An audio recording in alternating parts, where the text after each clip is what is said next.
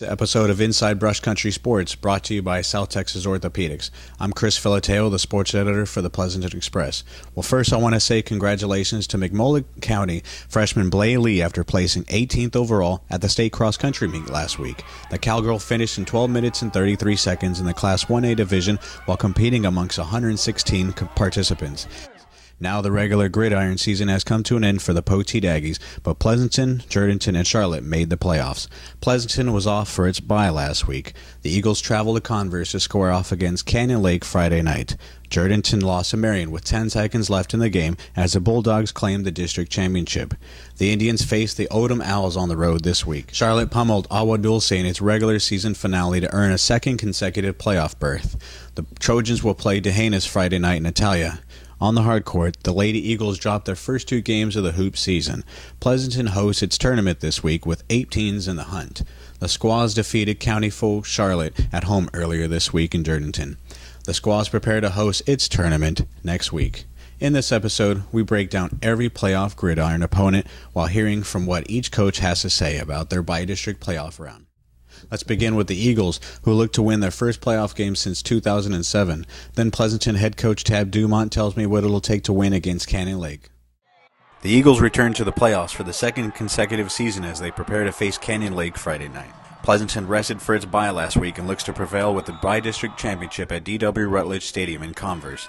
The Hawks finished the season 3-7 overall, but 3-2 in District 27-3A with victories over Bandera, Wimberley, and Bernie. Canyon Lake was shut out by Navarro 62-0 in its last regular season game. This is the first meeting between Pleasanton and Canyon Lake on the gridiron. Kickoff is set for 7:30 p.m. Here at Pleasanton High School with head coach Tab Dumont. How you doing today, Coach? Doing fine. Well, you guys had your bye last week. Did you accomplish everything you set out? I think so. We got some rest for some kids that needed to be held out that had been banged up off and on all year long. Started working a little bit towards Canyon Lake, thinking that's who we were going to play. So I think we did. Okay.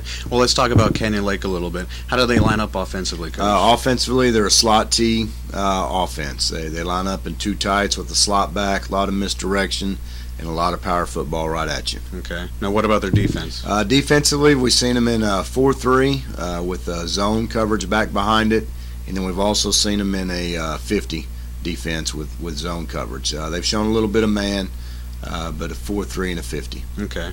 Now, what phase of the game do you want to focus on the most before kickoff? I tell you, it's going to take both. Obviously, we're really going to have to play good defense, and on offense, we're going to have to secure the ball and put some points on the board because the record doesn't show it, but Canyon Lake's got a fine football team.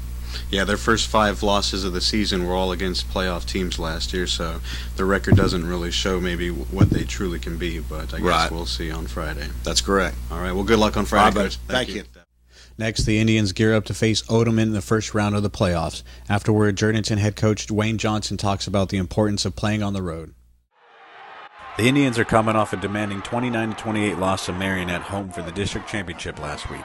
Jourdanton snapped its 8-game winning streak, but is geared up for a bi-district playoff game with Odom Friday. The Indians lost the coin toss, so they will travel to face the Owls, who finished 5-4 overall and 4-2 in District 16-2A. Odom has won its last 4 games in a row leading up to kickoff Friday. The last time the two teams squared off was back in 1989 when the Owls shut out the Indians 33-0 in a bi-district playoff game. Jourdanton beat Odom 20-0 in 1970 in the two teams' first matchup. Kickoff for Friday is set for 7:30 p.m. Here at Jourdanton High School with head coach Wayne Johnson. How you doing today, Coach? Good, man. Well, it was a tough way to finish the regular season last week. How you look to motivate the kids going into Friday's game?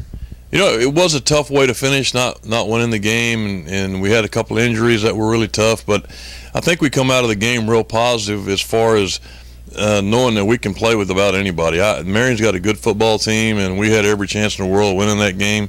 And our kids are real excited about being in the playoffs and having an opportunity to win this week. Well, let's go ahead and talk about this week. You have Odom. What's their offensive formation? They're spread every play. They usually a one-back set, and they like to throw it all over the yard. They're a passing kind of team. And then they'll run it some. They're probably 70% pass and 30% run. So it's one of those teams where we're going to have to really get after their quarterback, put pressure on him, help our secondary out, and make some tackles when we have to.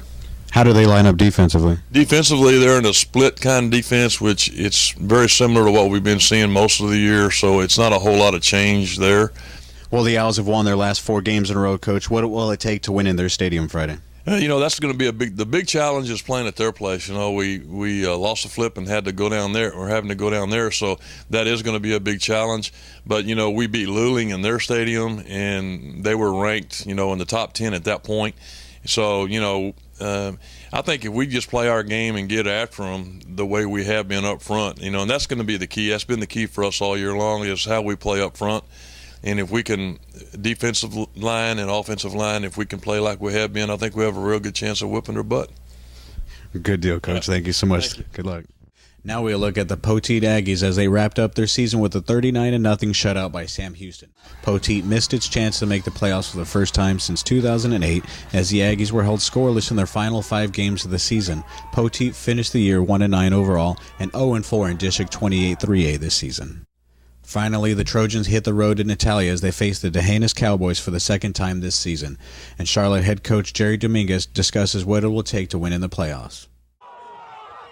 The Trojans crushed Agua Dulce 48-20 in their last game of the season, which clinched them a playoff berth for the second straight season. Charlotte travels to Natalia Friday night to face a familiar opponent in D'Hanis. The Cowboys beat Charlotte 27-6 earlier this season, but the Trojans barely trailed 14-6 halfway through the fourth quarter. Charlotte is 13-9-1 all-time against D'Hanis as the two teams prepare for the first round of the playoffs. Kickoff is set for 7:30 p.m.